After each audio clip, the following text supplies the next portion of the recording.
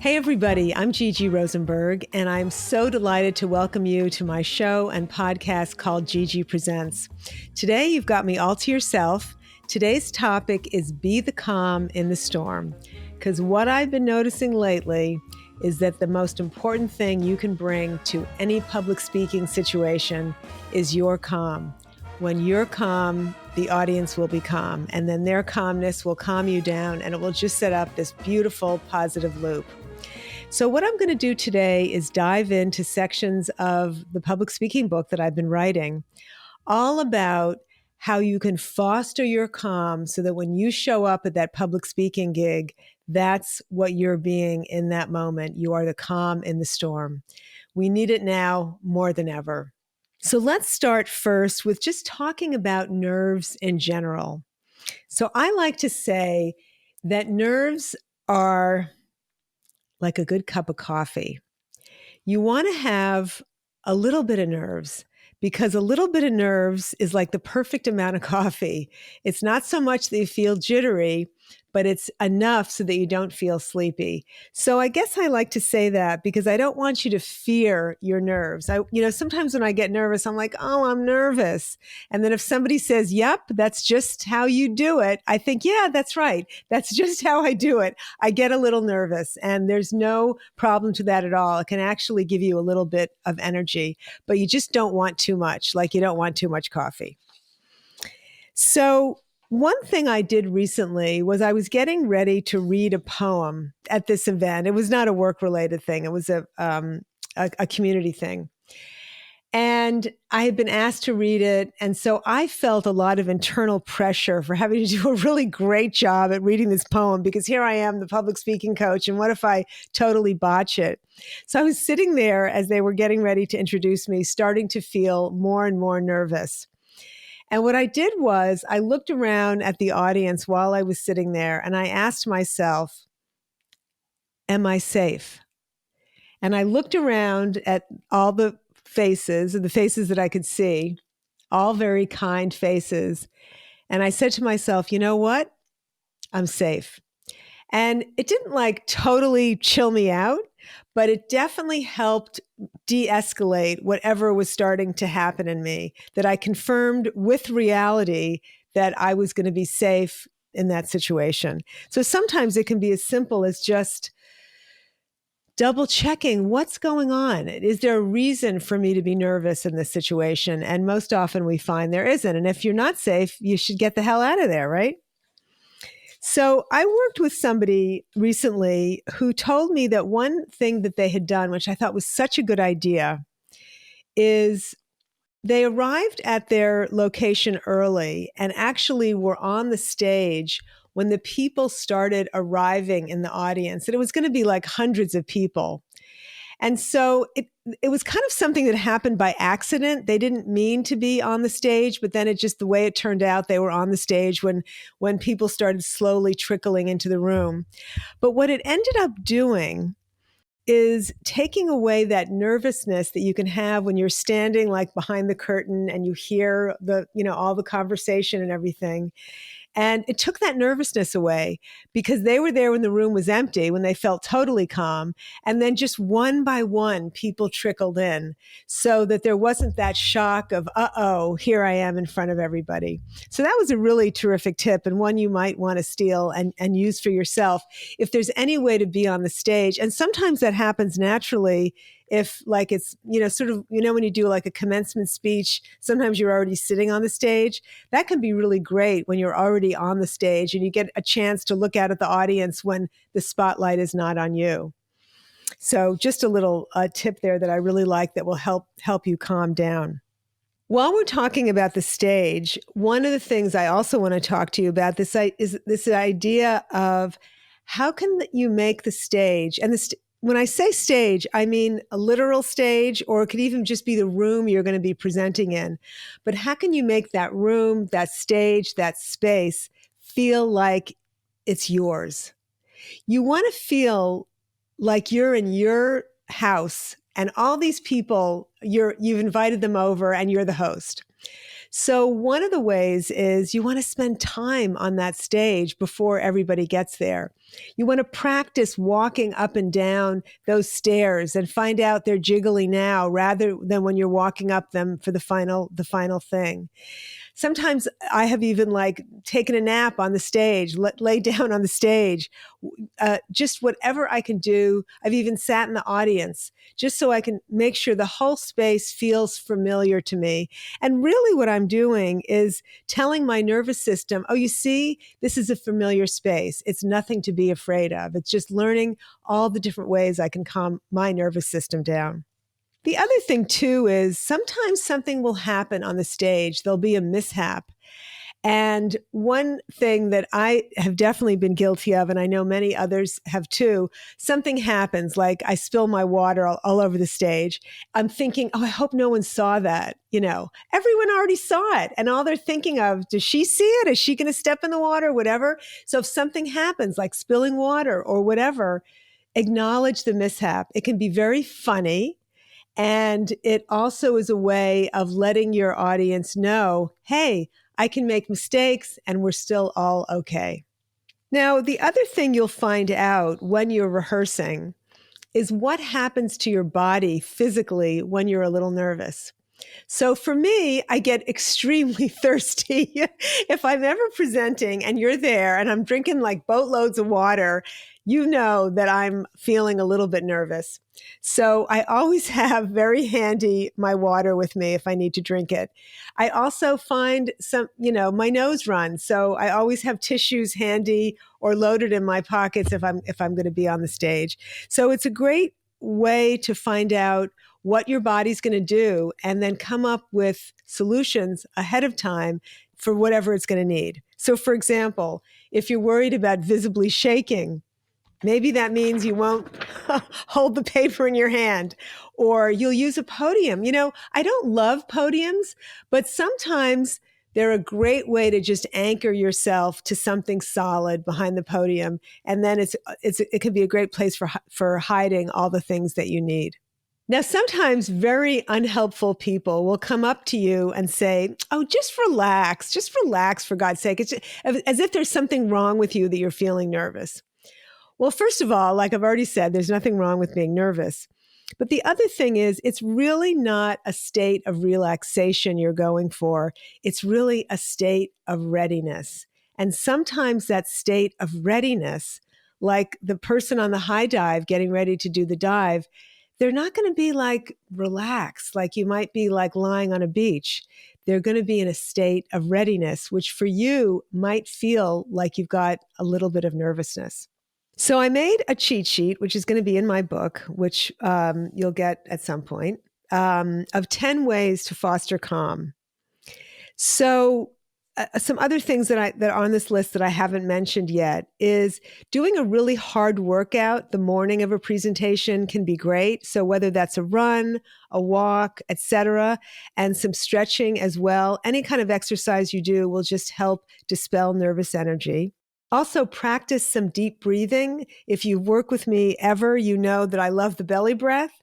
You take your hand, put it on your stomach, do a nice deep breath, deep enough that you push your hand out. And it may take a few breaths to make sure you're breathing really deeply enough to push your stomach out.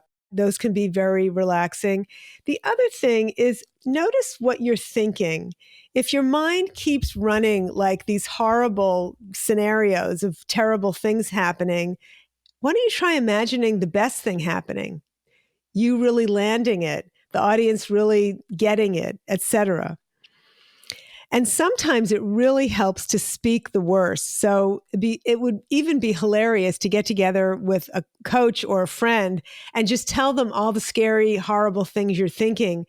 Most of the time, they're completely hilarious. And you laughing through them will realize that they're really not related to reality.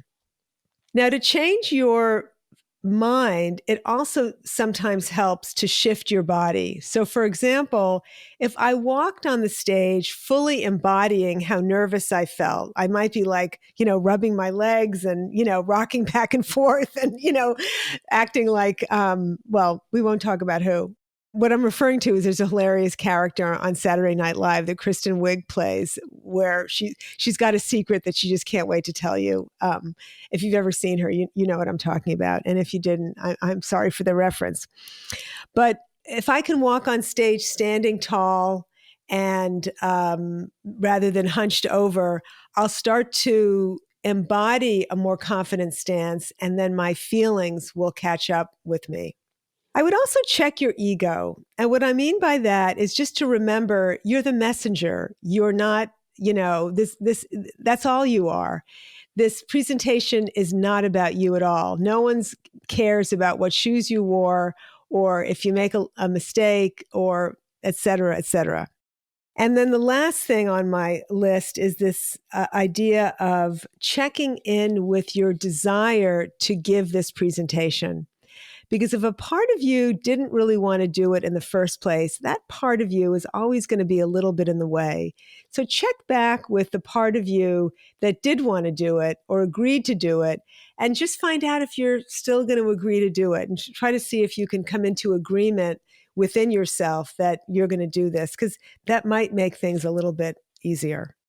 Now, the best thing you can do in terms of calming your nerves so that you're calm and then your audience is calm is to really focus in on your content. And the big thing about content is you want to hone it down to really one basic message. You want to think about when this person calls home after your talk is over and their spouse says, "So what was that talk about?" That's the one line you want to say. It was about X, Y, and Z. And you want it to just be about one main thing. Of course, there could be lots of details and stories and examples, etc. But you really want to be very, very clear on what your talk is about and narrow it down to that one basic takeaway message, because that will become your true north for the entire presentation. I have these 3 golden questions that I call the who, the what, and the why.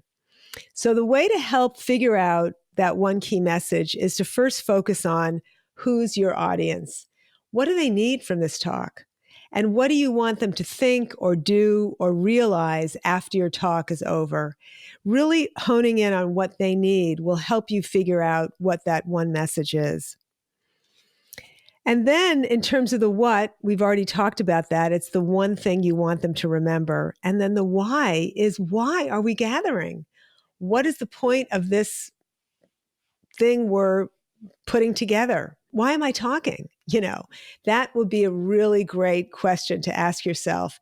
Just continuing to fine tune and hone in on the one reason you're there and the one thing you want them to remember. So once you've gotten the content set, then what will really help calm your nerves is to rehearse. And a rehearsal can be minimal. It can be, days and hours long. But let's talk about just 3 things you can do at the absolute bare minimum rehearsal. So one is, and hardly anyone ever thinks of this, is to ask yourself, what's happening right before I start? Am I being introduced? Am I going to have to introduce myself? Exactly basically who's going to give me the handoff, or am I the opener? Am I walking up there? So the answers to that question will really change how you begin your talk. And the last thing you want to have is to be flustered before, thinking, oh, I didn't know no one was going to introduce me, or I didn't know they were going to introduce me, etc. So to really find out what's happening right before I talk. The second thing is in your rehearsal is rehearse aloud. So that means either sitting or standing in your office or wherever and speaking your talk aloud. It's a great way to practice making it conversational. Suddenly you'll hear your voice in the air around you, and the things that don't make sense will really stand out, and the things that land will also really stand out. So rehearse aloud. The third thing is if you can rehearse with a person, I find that's even better. It can be more nerve-wracking in a way to have one person looking at you while you're, stumbling through your first rehearsal. But I also find it forces you often to clarify things, and the glaring errors or mistakes are even more glaring when there's a witness there. So, in terms of my other checklists for how to use your rehearsal, the only things I haven't mentioned so far is this idea of dressing the part. I find that even when I'm presenting online, I want to wear real shoes, even if you're never going to see them, because it just makes me feel more professional and like I'm really dressed up and ready to deliver my best. So I would choose your power outfit, whatever that outfit is. I had a meeting yesterday at a very hip place that I knew was extremely casual, but there was like no way I was going to walk in, sweatpants. So I had to find like the right power outfit that was going to be dressed up enough, but not too dressed up. So you got to think about who's the audience, et cetera, et cetera. But choose an outfit and shoes that make you feel very secure and your best, whatever that is, depending on the situation. One thing I also love to do is you've heard the expression post-mortem, right? It's when after the thing is over or whatever it is, you go through and you do a little debrief about how it went. Well, I heard once the term pre-mortem, and I thought, oh, I love that word, pre-mortem. So the point of a pre-mortem is to think ahead of time all the possible things that could happen. And what I do is I really just, in my mind, I play the movie of me doing the talk, what happens before, then I do it, then afterwards. And it's such a great, I find, mental exercise because it makes me remember everything I'm going to need. Oh, I need to bring my business cards. Oh, I'm going to bring extra pens because I need a whiteboard. I know they're going to have the whiteboard, but all their pens are usually dried out. Just so many different things to help me prepare when I do the pre-mortem. So I just think about what might go wrong. And then I can prepare for that. And for whatever reason, my thinking about everything that could go wrong makes me more prepared and just more ready. And for me anyway, just helps me feel a lot calmer, which is the whole point of why I'm recording this episode.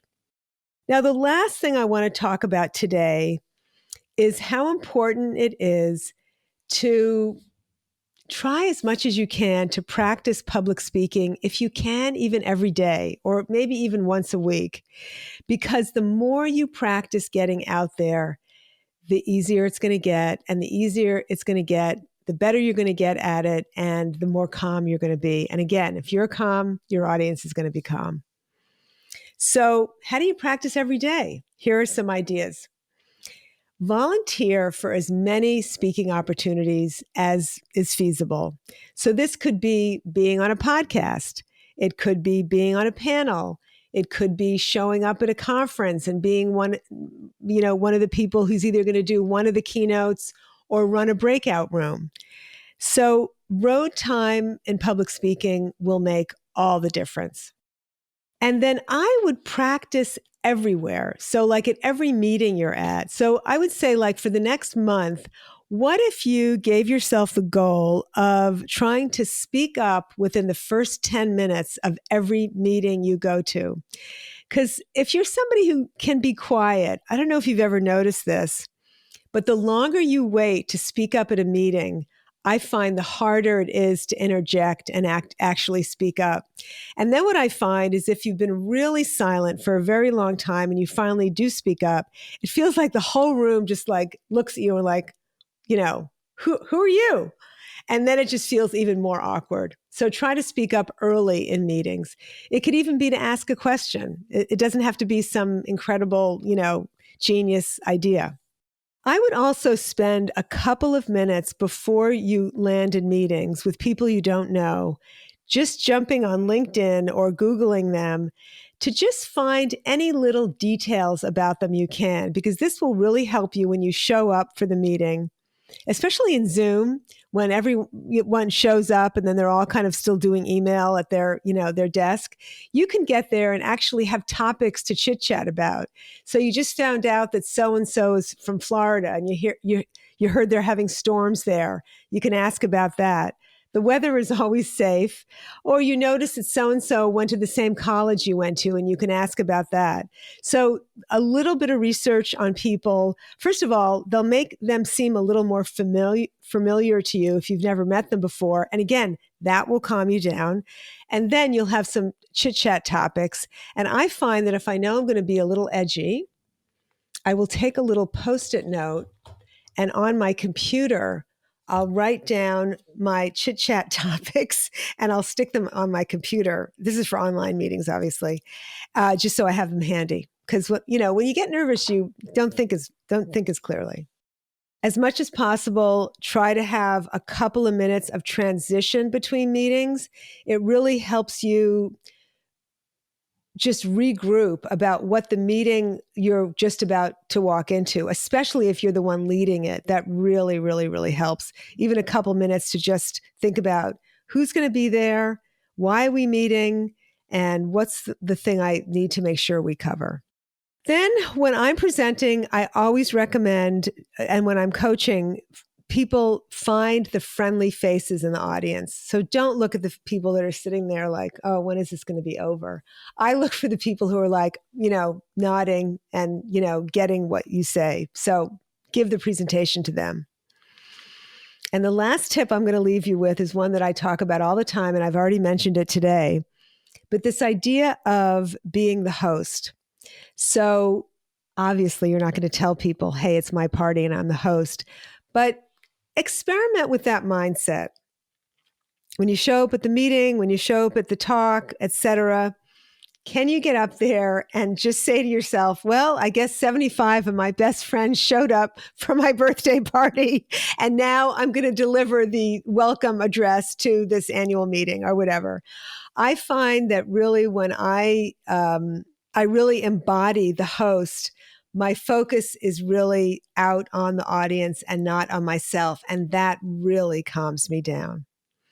So like I said at the beginning, the most powerful thing you can bring to your meetings is your own sense of calm. So be the calm in the storm. If you like what you heard today, I do an occasional newsletter called Extraordinary Speaking, where each month I'll highlight one specific tip. So reach out, and I'd love to put you on that list so that you get that delivered right to your inbox. It's been a lot of fun teaching you all this stuff today, and I will talk to you soon. Take care. Bye for now.